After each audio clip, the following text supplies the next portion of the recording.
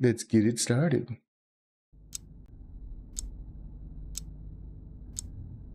Your health starts draining the moment you start this game. Anxiety slowly takes hold of you as you move about the barren, rusted landscape, unsure of who you are, where you are, or what to do. After a period of blind wandering, you surmise that the only place you can go is towards the amorphous tower looming over the horizon. Amorphous tower. Okay, we'll go with that. Amorphous. Once you enter, you will be attacked by a variety of monsters that look like they emerged from the darkest recesses of H.R. Geiger's mind. In the most favorable case, you will fight off Glass all these obtained. enemies with your fists, but by the time they're gone, a significant portion of your health is gone with them. You might find a healing item, but the majority of the time, it's something that only looks like a healing item. Uncertain. Well, I'm pretty sure that's how a lot of people feel. Uncertain, especially when they start a new game, especially a game that starts you with nothing. So one of the things that I really love about horror games is the ability to defend yourself, but specifically the ability to recognize that getting into some sort of confrontation, while it might be necessary, it may not always be the right choice. A perfect example is look at something like Resident Evil. Generally, it is more beneficial to run away from a horde of zombies than try to engage them. If you end up engaging them, you're probably just going to attract more zombies, which will lead you to get overwhelmed. And, you know, games that basically, for example, like Outlast. I could never play Outlast because you never get any way to defend yourself. I haven't played Outlast 2, but I know Outlast 1 was like that. It's basically you just run around with a camera and try to survive. Anyways, back to this video. Item, but will actually poison you, or in the worst case, explode. Despite your best efforts, you will Nice. die, forcing you to start back at the beginning with no progress and no items kept. If you try again, you are choosing to contend with the cumbersome controls, the random and often unfavorable loot drops, but maybe worst of all, unfortunately, Oh it shit. will almost certainly be an incomplete That's picture not what we Baroque wanted.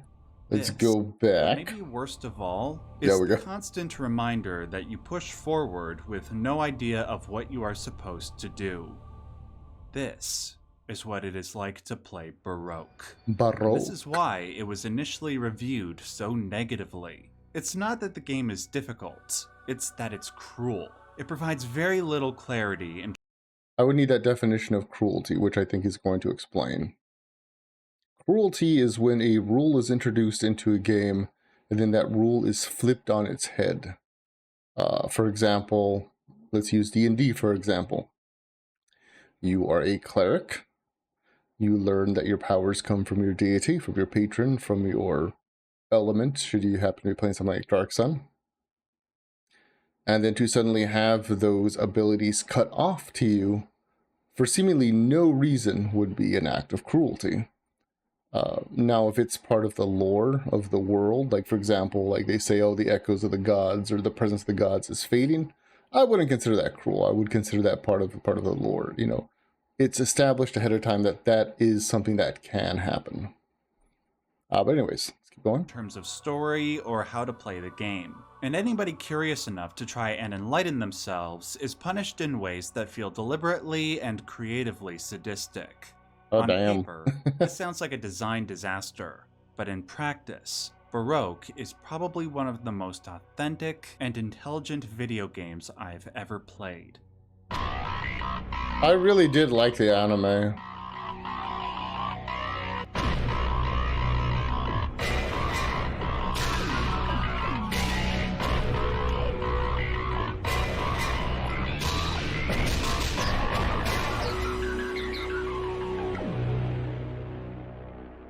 Baroque.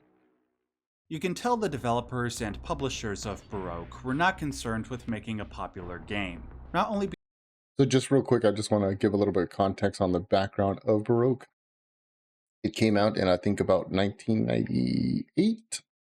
And it's basically like a post-apocalyptic anime series about, I not to kind of like discredit it or shame it or anything, but about kind of like, angels and demons, but in a very twisted, kind of like Lovecraftian sense.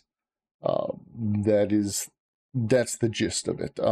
There's a lot more to it, but if that sounds interesting at all, yeah, I would recommend looking into it on your own time. Because of the game's indifference towards the player's suffering, but because it launched as an exclusive for the Sega Saturn back in Oh, I forgot about that. It 1998. did launch as an At that exclusive for point, Sega Saturn. Saturn was already on life support, with the PlayStation 1 dominating the market in the wake of Final Fantasy VII releasing the previous year. Panzer Dragoon Saga was intended to serve as the Saturn's answer to FF7, an ambitious alternative that was planned for the same January 1997 release window. But because it was delayed by a year, the Saturn's fate had effectively been sealed. It also didn't help that Baroque is a roguelike. Now, oh yeah, it is a roguelike. Are beloved the world over. But Hades, I loved Hades. It was still a relatively niche concept. Binding of Isaac liked that one too. Mostly to tabletop games, and when it did show up in video games, they mostly appeared on the PC. It wasn't until the 90s that attempts were made to bring roguelikes to consoles. The most popular attempt at the time was with the Mystery Dungeon series, but those games I've never played Mystery Dungeon, yeah. And it would take several I've never heard of that. Before roguelikes could get a foothold in the West. That looks like... This looks like the king guy from Dragon's Quest. Journey of the Cursed King, Dragon's Quest 7. So you have a brutal roguelike on a dying console, and it never got a global release. Though granted, Baroque was remade and released in the West for the PlayStation 2. Yeah, that's the one I played. Wii. Okay, this is the Baroque that I played, the one for PS2 and also for Wii. I remember I specifically had bought 2 copies, well, not of the same version, but I had bought the PS2 one first because it was an RPG, and I remember being disappointed with it because I don't think I understood what a roguelike was. But then I bought the Wii version because I guess I had forgotten that, you know, Baroque. I was like, oh, that anime, it looks familiar, because I had seen the anime. And the controls were It's basically the same game. But this was 10 years after the fact, and fans of Baroque generally consider this version of the game to be vastly inferior. Yeah. The only way to play the definitive version of the game in English is to emulate it using a fan patch for either the Sega Saturn or PlayStation. So chat, do you like emulators? That might be something I mess with in the future. 1, though the Saturn is generally considered the superior between the two due to the preservation of the original's aesthetic and lighting. So why talk about Baroque at all? Why revisit why talk about it? Japanese-only game from the late 90s that was so openly hostile to its audience? Because Baroque represents a kind of game design that was rare at the time and would almost certainly never survive today. It rejects comfort as a core value of gaming. It refuses to guide, reassure, or accommodate you. Not because it wants to be edgy or transgressive in a surface-level way, but to see if the gamer will accept it as it is. And if you will, the game begins to reveal itself, not as punishing or arbitrary, but as something strangely beautiful and meaningful once you stop resisting it. As someone who is generally not a fan of roguelikes, Baroque surprised me. It's a remarkable work of progressive, uncompromising game design with an extraordinary sense of atmosphere, and it holds up wonderfully almost 30 years later. Before we get into what Baroque is ultimately about, I want to break down the gameplay and basic narrative structure in a completely spoiler-free way. After that, we'll move into full spoilers so we can talk about what makes Baroque truly transcendent. I'll just say that doesn't really care about spoilers. I really don't, especially in a game this old. I really enjoy games that are brutal like this, as long as the brutality is within the lore, within the setting, and makes sense. Like to have something that's cruel and basically a gore fest for no reason, that does not appeal to me.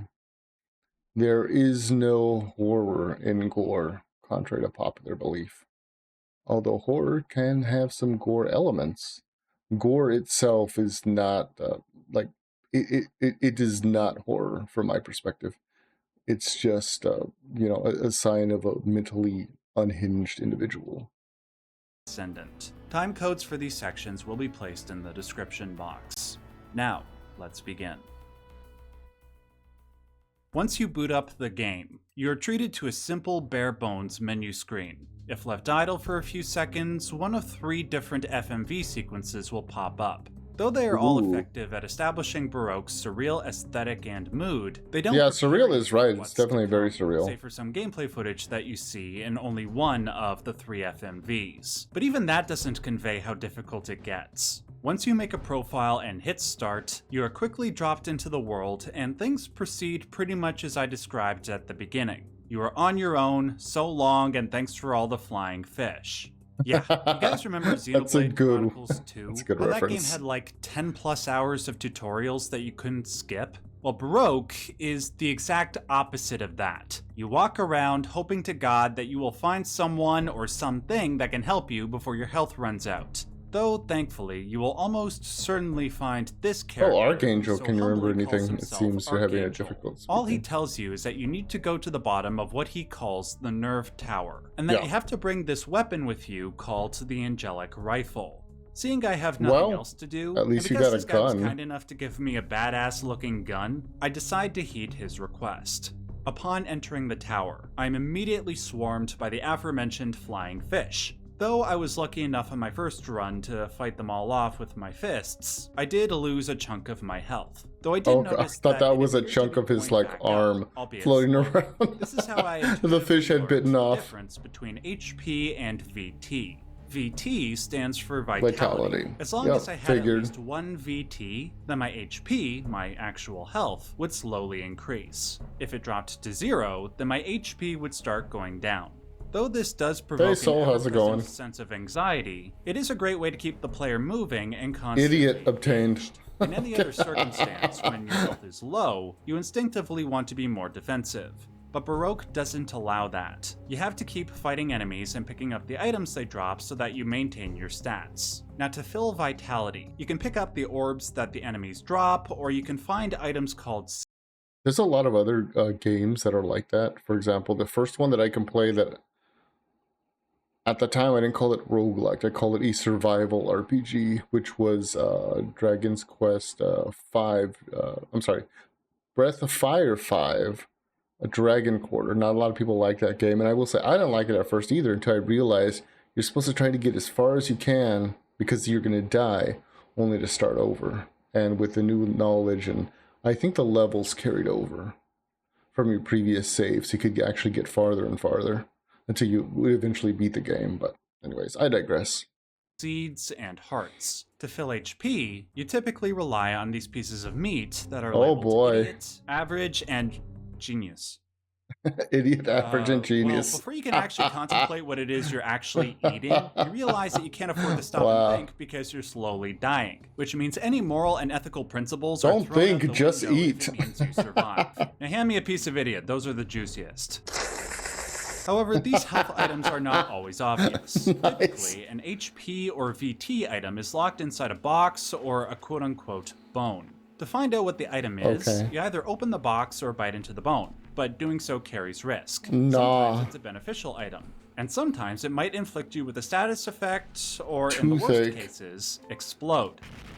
It's a total roll of the dice, and your choice can occasionally make I think or a break toothache run, inflicts so more than choose just 15, wisely. 15 But it's not just health items that are HP. inside these containers. There might also be a weapon that changes your run's entire trajectory. Ooh, serene. Aside from the Angelic Cryosurgical. Rifle, which only carries 5 bullets, there are only 2 other types of weapons in Baroque. One type is swords. Cremation which are sword. almost always low power, and the ones that are high power usually come with some sort of cost. For instance, you can get a sword that does like plus 13 damage, but it will break when you descend to the next floor. Or you get a sword that does plus 15, but your health drains 5 points every time you damn. swing it. Depending on your playstyle, or where your stats are, you might learn to make this work. That's But if just you're like a me, risk versus you'll just try to reward, hold out for that extremely rare high-power type of weapon that game doesn't style. have any negative side effects. Seriously, if you find that plus 10 sword that does fire damage and has no stat debuffs, hog that thing, man. Hog it like Kate Winslet hogged that door at the end of Titanic. The other type of weapon you can use are the items themselves. Most of the time, an item isn't a weapon in and of itself, but is more a blunt object that you can throw at an enemy to inflict damage. You need to Okay. do this if you want to have any chance of surviving this game. You have very limited inventory space that fills up quickly, so you will need to use whatever attack power you have, especially because your sword most likely won't be sufficient on its own. So throwing weapons to not only increase the damage dealt, but also to inflict status effects on your enemies is paramount. That reminds me of like the old like D&D Eye of the Beholder games where you would throw like rocks and daggers at people from afar and try to bait them into attacking you. So this way you can like filter them all into a hallway. That said, this constant management of your inventory, deciding what to throw and what to keep, and not knowing whether something better will come along keeps the tension at peak levels the entire time. That pressure is reinforced by the way Baroque structures its levels and the way it controls. The floors are a constant variation of tight hallways and rooms that only seem to have more space to move around in. You have to be careful, however, if you get an enemy's attention while you're low on health and you decide to run away. If you do this too many times, enemies will follow you and often corner you in the tight hallways, which in almost...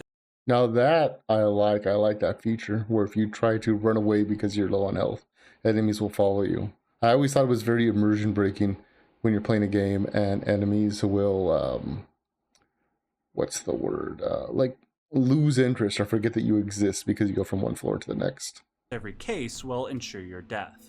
Even the wider rooms can be difficult to navigate around when facing more than a couple of enemies. What you will typically try to do is use a combination of the D-pad and the triggers in order to dodge attacks. The D-pad lets you move forward, backward, and turn, while the triggers let you stray from left to right. The problem is that getting these button prompts to aim you directly at the enemy you're trying to hit is a tricky balancing act. Often you'll fail to do this with the enemies that require dodging the most, like this wheel enemy, and they end up poisoning you. I don't necessarily think of that's like bad, like cruelty for the sake of cruelty. I think that's just bad game design.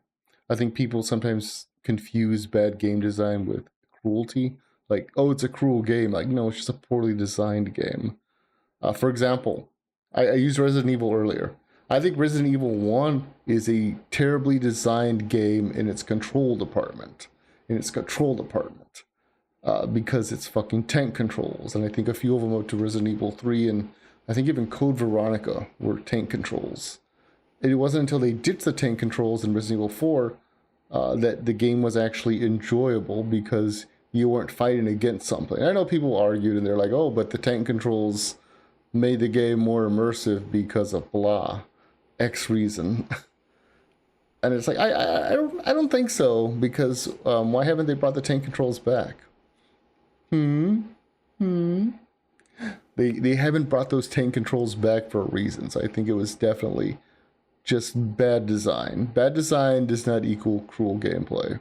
Other times you might have succeeded with this balancing act, except you accidentally run up against a wall when you try to hit the enemy, and your sword bounces off the stone Dark Souls style. So not only do you have to be constantly aware of what items you're picking up, keeping, and or throwing, you have to be constantly spatially aware and alert, because there's almost no time for defense. And keep in mind that just like with many other roguelikes, the levels and items are all procedurally generated, so without any opportunity to pre-plan, your only option is to adapt on the fly. Most of the time, you will not adapt fast enough. You will die. And when that happens, you're sent right back to the beginning with no items, no weapons, no progress, and no clear sense of how close you were to doing it right. You will have to go. I like that though. I like that tremendously. You receive even a hint of what you're actually supposed to be doing. And for most players, that delay is simply too much. To be honest, I almost gave up on my third attempt. Like several others who played Baroque at the time, investing time and money into Baroque comes down to your tolerance for the genre. Those experienced with roguelike dungeon crawlers should find a lot of depth hidden here, mixed in with an engaging story. For everyone else, Baroque is more often than not a distant, vague, and unfairly difficult experience you could probably do without. Now I'm just more curious. I felt the game was needlessly punishing. The first 20 minutes of playing this game, I detested every second of it. And too clunky for me to have it. From IGN, Baroque is a unique concept but lacking in fun. fun is subjective. What I think is fun is a lot different than what you might think is fun. The idea that you have to die in order to put the pieces of your life together is interesting and could work. Yeah, they did that for Planescape Torment, and that was a fantastic piece of artwork. But you still have to give the player a sense of direction and accomplishment. I would still just chop it up to bad game design, but we'll see. Any fun with it. But then, there was one saving grace that completely turned things around. I picked up an item that was called Self, which allowed me to take a weapon or item that I had picked up on my next run. A moment prior, I was lucky enough to pick up that aforementioned flame sword with no stat debuffs. Knowing I was about to fail that run, I merged the Self item with the sword and decided to push forward with one last attempt. And when I did, everything clicked into place. I stopped wishing that I could get more health items, cursing my lack of good weapons, and instead accepted the game's terms and moved in tandem. As I picked up more items, I started seeing ways I could combine their usage to be more effective. If I used the Convergence item, I could bring all the enemies on that floor to the same room, and then use this item to turn them all into hearts. That would both refill and increase my vitality capacity, which will give me room to breathe and let my HP go up while I plan for what's next. If I didn't have Convergence, but I had a bunch of enemies following me, I could lead them all into the same shared space and then step on this item, which would light them all on fire. This was emergent gameplay. It was the developers trusting that the gamer would learn to improvise effectively the moment they stopped wishing the game were something else. I was just going to say that too, actually. The fact that a lot of players, and I found people even do this with tabletop too, where they'll take a game like Vampire the Requiem and compare it to Vampire the Masquerade because they share a similar theme, and I guess if we want to split hairs, a similar design philosophy, because they're from I don't want to say the same studio, but from a Ascendant studio of White Wolf. Anyways, but people will inevitably compare one thing to another and be like, oh, this would be cool if it wasn't like this, or if it was more like this, or whatever. And I don't know. I think they're doing themselves a disservice. I've tried very much within myself whenever I do play a new game. I try to think, what is it that's trying to be shown towards me?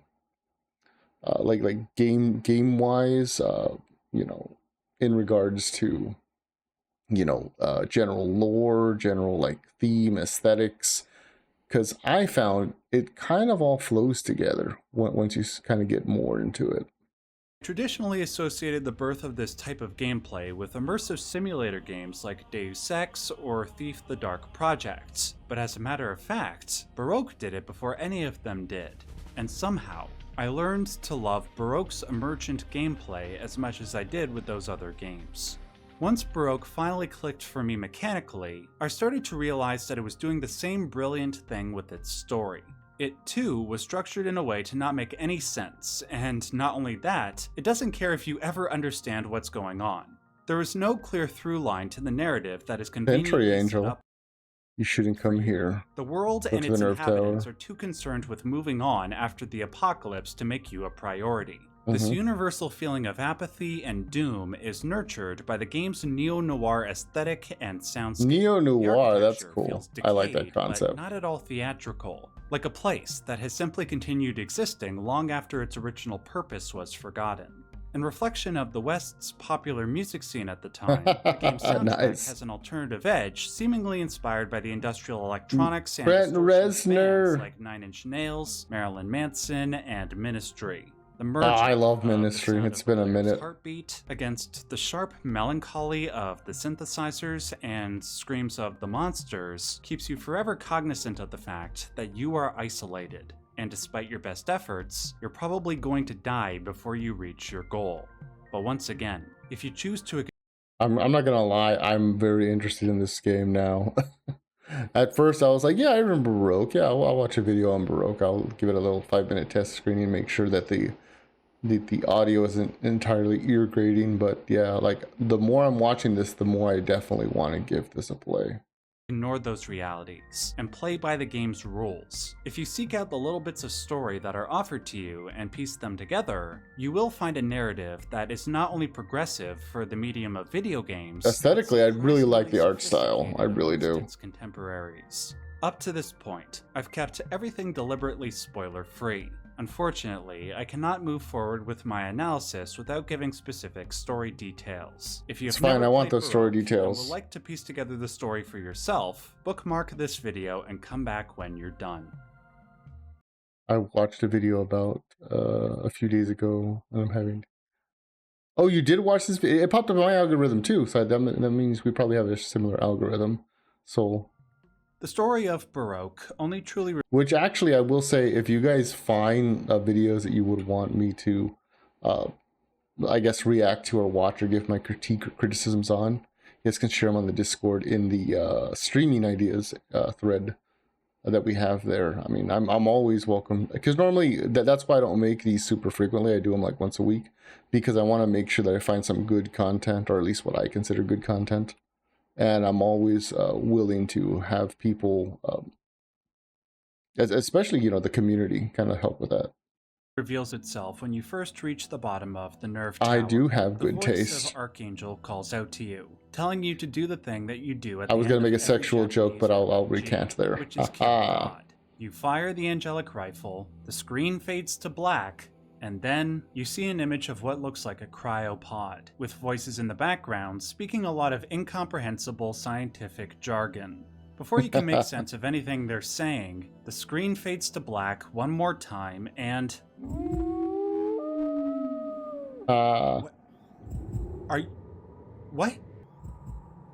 It's all It was the same. all an I illusion. swear to Jesus, if some NPC comes out of nowhere and says it's not the destination, but the journey that matters, I'm going to find God and kill them myself. Well, thankfully that's not what happens, but what you have to do at this point is so cryptic that it almost feels just as punishing.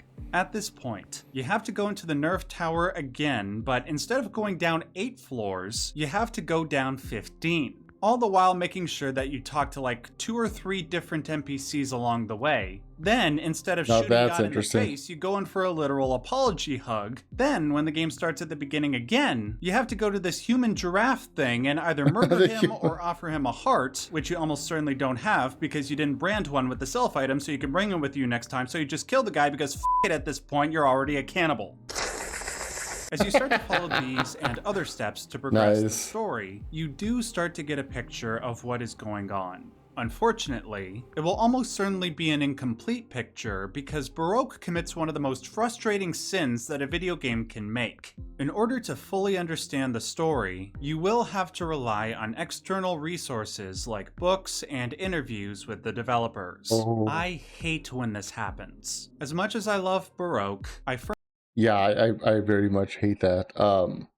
That's the main reason why I did not like Kingdom Hearts. At least at the time, pre-Kingdom Hearts 3, I hated Kingdom Hearts. I had friends who loved Kingdom Hearts. I loved the first Kingdom Hearts, but I hated Kingdom Hearts because a lot of the lore that they were trying to put out there, you had to play all these spin-off games, read these exclusive limited edition like mangas or one-off like anime episode type things and all that other stuff, and it made me basically frustrated with the series. I remember specifically, I think it was after Kingdom Hearts 2, I could be wrong, but there was a Game Boy Advance game called Kingdom Hearts Chain of Memories, and when I was playing through the game, which I did like it, but I was like, this is just kind of like a retelling of Kingdom Hearts 1, but on a Game Boy thing. But then to hear that it's crucial to the story that I play through this, and it's like, what? I don't know. Yeah, it got out of control. Yeah, you're right. So it got out of control. So I will say that is a very bad sin. When something references something that is outside of the game, I think I had actually talked about it with Dax a couple of streams back. We were talking about colonialism of all things. But we were talking about in Bloodborne, it's basically kind of like a horror story about like how colonialism can go wrong. But I was like, but what I like about that game is it doesn't shove it down your throat. You have to go looking for it, like, you know, in the lore documents or the scrolls. I forget what it is specifically in Bloodborne. But, you know, it's stuff that you have to go out of your way to find the lore. You can play the game without having it shoved in your face. Whereas something like Baroque and Kingdom Hearts by proxy, yeah, it had like 2.5. I remember at one point there was Kingdom Hearts like 365 dash, you know, 2.8 or something. Yeah, I remember that. I was like, what the hell is this? Like, I'm not gonna do a fucking math equation to play Kingdom Hearts. Anyways, let's finish this one. I firmly believe that any story details told outside of a game should be supplementary and not integral to one's Yeah, I agree. It should and definitely be enjoyment. supplementary. Though there are great fan resources like nerftower.neocities.org, which is quintessential for everybody. Holy shit, NeoCities. I forgot that was a thing. They shouldn't. Okay, so NeoCities is basically like, if you remember GeoCities, they basically kind of redid it again, but they call it NeoCities now, so that's pretty interesting. Be requirements. Even the developers realized that they messed up in this regard, which is why, for example, they included this character in the remakes, who would give item descriptions in order to help clarify Baroque the monger. story.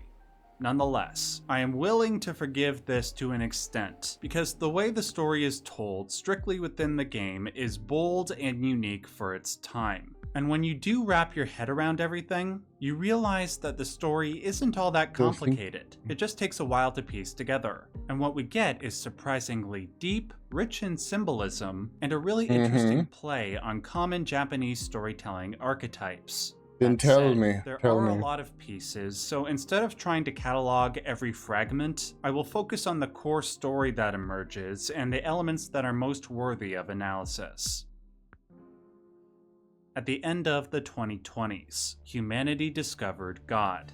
Not in a metaphorical That hasn't happened sense, but yet. an actual God, who for some reason took up residence Not in yet. the ocean just off the shore of Japan. This discovery was made by a think tank organization known as the Coriel, which was created with the sole Ooh. purpose of discovering new life forms on Earth. They found God when their research uncovered creatures in the Pacific Ocean, entities capable of ingesting the matter that surrounded them and You know, that just reminds me a few decades back, there was a big kerfluffle. If you Google the bloop, specifically underground, the bloop, there's a lot of information on that. I might do a video on that, because that is kind of what this reminded me of, how they found God under the ocean. It's like, oh, it was at just the bloop. expelling it in a crystallized, purified form. Future research determined that these creatures were the organs of God, which they would later refer to as sense spheres. Both God and the sense spheres were what sustained not just the world, but reality as we knew it. Well, then After why did we following the mess with sense them? spheres to God's location, they built the nerve tower above it and around it, and were always careful not to bring their bodies in direct contact. The Coriel attempted to talk to God by creating their own artificial sense spheres, which they would then try to merge with God. The name of the Coriel member That just who sounds like a attempted this was mistake. Tenjo Kyushiro. Naturally, the first attempt failed, but with no obvious negative repercussions. The truth, however, is that this attempt at merging slowly caused Kyushiro to go insane. Unable to contend with this state of mind any longer, he developed a plan to kill God, and in Like you do. turn destroy the world so that he might replace it with one that was kinder to him and humanity in general. From this point on, Kyushiro dropped his name and took on a new identity, Archangel. To bring other members of the Coriel over Yeah, to I his figured that cause, much. Archangel recorded the voice of God that he heard during the first merging, and used it to brainwash his colleagues. These individuals would go on to create a splinter faction of the Coriel called the Order of Malkuth, who would create more artificial Okay. sense spheres to ideally accomplish Archangel's goal. What the Order of Malkuth didn't anticipate was that the creation of multiple artificial sense spheres to merge with God would start manipulating both the fabric of reality and people's minds. I mean, I Many think people that's not kind of a only developed given. a state of mind similar to that of archangels, but their physical bodies started to reflect their inner chaotic states. Their evolution from humans into what the game calls grotesques was the product of a disease which humanity collectively referred to as Baroque. Ah, there we go. There's the game title. Coriel caught wind of what the Order of Malkuth was doing and tried to fix things by merging a conjoined twin with God so that God might learn the ability to speak human language. And in turn, God could tell them what to do to stop the spread of Baroquism throughout the world. Archangel learned of the plan to subvert his will, and luckily for him, he was able to stop the merging while it was happening. However, his attempt to pull the conjoined twin away from God during the merging caused an intense wave of pain to careen through all the world's sense spheres. The result was an apocalyptic event known as the Blaze, which destroyed the world, turned all its remaining inhabitants into grotesques, and ironically left Archangel impaled on a sense sphere. But this didn't kill him. Of course it wouldn't kill him, right? Astral projection to communicate to the surviving members of the Order of Malkuth. He ordered them to capture the half of the twin that didn't merge with God and experiment on him to find out what happened. Their data showed that God did ultimately develop the capacity to...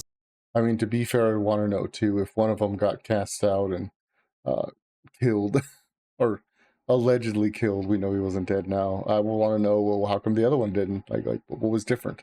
He just dodged at the right time? Speak human language. But not only that, the remaining twin developed the same ability that the sense spheres had. It could purify matter into perfect crystals. With this in mind, Archangel plotted to produce several clones of the amnesia-ridden twin and continuously send them into the nerve tower until one could reach the bottom floor and accomplish Archangel's mission. Here we have a synthesis of religions and science fiction that will feel very familiar. I really like that merger. Shin Megami Tensei, yes, I was just going to say that. Persona or the wider series. This is fitting given that the company which Persona not so much, but Shin Megami Tensei proper, love those games. Though they didn't develop Baroque, that responsibility lies with Sting Entertainment, the game nonetheless carries the spirit of SMT forward with I was going to say that. These are big Shin Megami Tensei vibes. Baroque merges Shinto concepts of purity and defilement, Buddhist and Taoist ideas of suffering and cyclical existence, and Jewish Kabbalistic notions of emanation and fracture. The most obvious I example love talking about that shit. The naming of Archangel's organization, the Order of Malkuth. In Kabbalist cosmology, it is believed that God existed at the beginning of time as infinity incarnate, as an omnipresent light. Then when God desired to create, he contracted a black space within himself within which the universe could be built. God's initial form took the shape of what is known as the Sephiroth, or the Tree of Life. The bottom of that tree is labeled Malkuth, which in Kabbalist and occult traditions is understood as Earth and or the physical world. It is the place where divine energy I know all this, but if you don't, that's cool. For God to take literal form on Earth in Baroque, and to have the organization studying God be known as the Order of Malkuth, is mythologically consistent. But where things get especially interesting is with the concept of the Sephira, the individual nodes which make up the Sephiroth. Oh, I hope it's going to go into, I love this shit. This is studying the various points or nodes, spheres, if you will, on the Kabbalah tree. Oh, that's such an interesting topic. The crystal orbs that the sense spheres produce and that you pick up from the dead monsters in Baroque are known as Idea Sephira. According to official lore, these crystals contain pure water, which fan scholarship, most notably the Nerve Tower Archive, deduces is the fundamental substance underlying everything in Baroque's world, both matter and mind. This should sound familiar, by the way, to those who have I love Okami. Other Japanese video games, such as Sekiro, Death Stranding. Did they ever do an HD remaster or some kind of upgrade for Okami? Because the last I knew is that you could only play it, I think, on PS2 or Wii. And those were a great bit dated now. We need an Okami remaster if we haven't gotten one already. Or the Team Eco games, which also illustrate the fundamental substance of life as water, or what they would call chi. The exaltation of water and purity. You don't think so? Yeah, you see, that's a fucking travesty. See, because the other day I was talking about Odin Sphere, which is another, not really in the same vein, but it's another beautiful, like visually appealing game. And someone told me, oh, they did an HD remake of that. It's on Steam. And I'm like, oh, great. I wonder if they're going to do one for Okami. And now I'm sad. Capcom, get on that shit. Is a very common practice in Shinto, the native religion of Japan. When that fundamental substance becomes polluted, then reality begins to distort, just like we see when the Order of Malkuth tries to manipulate God with their artificial sense spheres. Baroque then tries to syncretize this with not just Kabbalah, but with the Greek philosopher Plato's concept of the world of ideas, which roughly corresponds to Kabbalah's concept of the infinite. In these three traditions, God's fundamental substance goes out into the world, and all life is born from that substance, just as all life was born from water. Now typically, when a Japanese RPG ingests Western mythology, it does so we get Final Fantasy. This is why, as I already stated a couple of times, JRPGs oh man, I forgot all about Xenogears. God, and in turn, ushering in a better future. At first, Baroque gestures towards the same conclusion, where you kill God. But yet, nothing is resolved. You are still stuck in so many classics, so little time. World of distortion. I will say, and this might make me lose some gamer's cred, I never finished Xenogears, but I was in the room when one of my best friends beat Xenogears. And we played it kind of like consecutively, meaning like we were like playing it at the same like rate together on our own consoles respectively, but I just happened to be at his house at the time. We were hanging out, typical Saturday, Friday night. I don't remember exactly when, but school was over. We were playing that game and he beat Xenogears, and I was like, now I don't feel like beating it because this is back before, and I could be wrong, you're free to correct me, but this is before there were things like multiple endings. So it was kind of like once you saw the ending, unless you were going to do things like drastically different, you were going to get the same ending.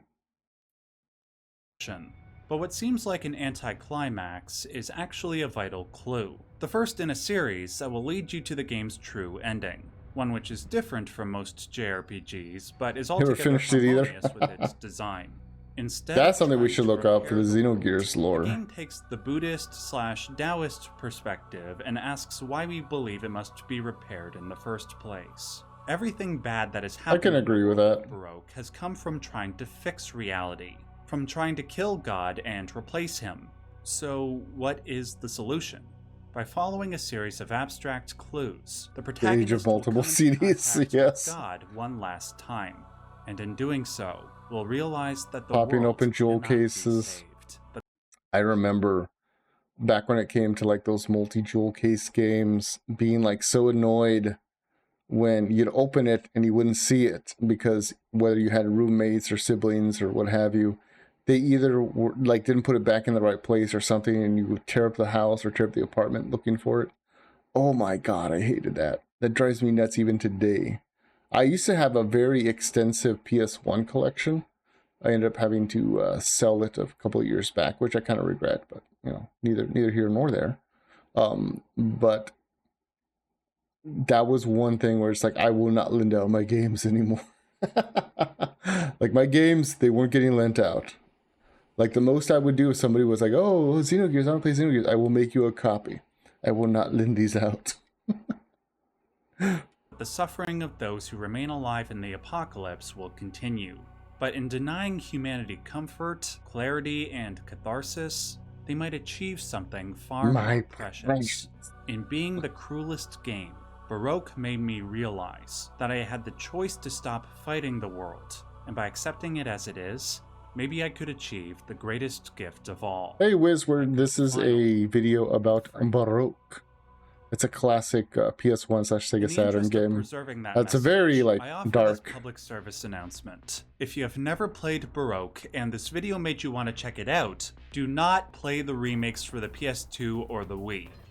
Yeah, I made the mistake of playing Baroque for the Wii, and I was very disappointed and upset by it. I don't think they're terrible. I think the various changes made to their I think the fact that it's like a third-person perspective kind of really pulls you out of like the immersion of it. Aesthetic, music, story, and gameplay sand down the cruelty, the mood, and the philosophy that gave the original Baroque its meaning. If you're going to experience Baroque at all, find an emulator for the Sega Saturn and apply this English fan It's just patch. so If hard you to can't fucking do that, then find download the a same patch decent for a Sega Saturn PS1 emulator. which is almost as good, just with some controversial changes to lighting and color. I will put a link to that English patch in the description box below. Special thanks to Indy for the thumbnail art and Yay. for helping me edit this video, and until next time, remember to stay safe and stay yellow. The yellow. Now, I like staying pale. Alright, this was The Cruelest RPG by Max Durrett. He does pretty good content. I am subscribed to him, of course. Let me drop a link in case you guys want to check it out. Oh, that's the wrong place. Oopsies. Let me open one of my 4 monitors. I haven't messed with... yeah, I was thinking the same thing, so I haven't messed with emulators in so long. Last time I checked, we didn't even have, what's it called? Like Dreamcast emulators. That's something I would enjoy messing around with. Here we go, guys. Probably a long time ago, I used a Game Boy emulator to play Dark Sun. Oh, I'm sorry, Golden Sun. Why did I say Golden? Dark Sun. Yeah. Anyways. Yeah, if you guys want to go check out the video, I think Soul, I've already said you have already checked it out, which is cool. And yeah, definitely go give it some love.